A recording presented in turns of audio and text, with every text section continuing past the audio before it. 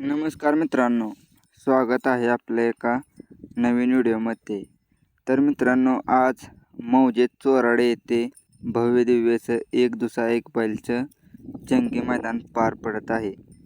तर मित्रांनो, आपण आज या व्हिडिओमध्ये पाहणार आहे की या मैदानात आपल्या सर्वांचा लाडका द्वादशम हिंद केसरी बकासूर गट पास झाला का, आणि आज आपल्या बकाडांचा पायरा या मैदानात कोणत्या नंदीबरोबर होता. तर मित्रांनो, आपल्या सगळ्यांची मत आहे की मागच्या मैदानात आपल्या बकाडॉनची गटालाच हार झाली होती. पण मित्रांनो, आपल्याला माहीत आहे की बकाडॉन लगेच कमबॅक करतो, आणि आज मित्रांनो पुन्हा त्या दिवसात आपला बकाडॉन एका नवीन चेहऱ्यासोबत पळून या चोराडे मैदानात गट पास झाला आहे. तर मित्रांनो, आपला बकाडॉन या मैदानात गट क्रमांक 5मध्ये पळाला आणि अतिशय सुंदररित्या असं गटाला स्पीड लागलं होतं. आणि मित्रांनो, सुट्टा असा निकाल घेत या मैदानात आपला बकाडॉन सेमीसाठी पात्र झाला आहे.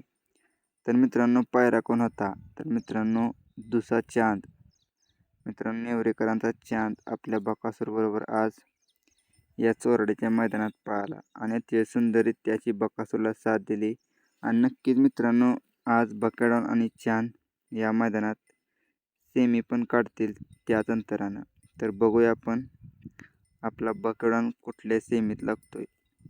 मित्रांनो, त्याची पण आपण व्हिडिओ घेऊन आलो आहे. त्यासाठी चॅनलला सबस्क्राईब नक्की करा की आपला बकाडॉन नक्की कोणत्या सेमीत आणि कोणत्या तास क्रमांकावर पाहणार आहे. तर मित्रांनो, नक्कीच आपल्या बकाडॉनची आज मधनं चिठ्ठी लागायला पाहिजे.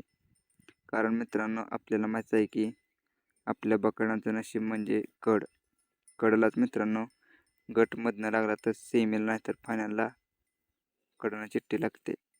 तर मित्रांनो, सर्वजण मिळून आपण बकाडॉनला आज या मैदानात नक्कीच गुलाल घेईल हीच आपण प्रार्थना करूया.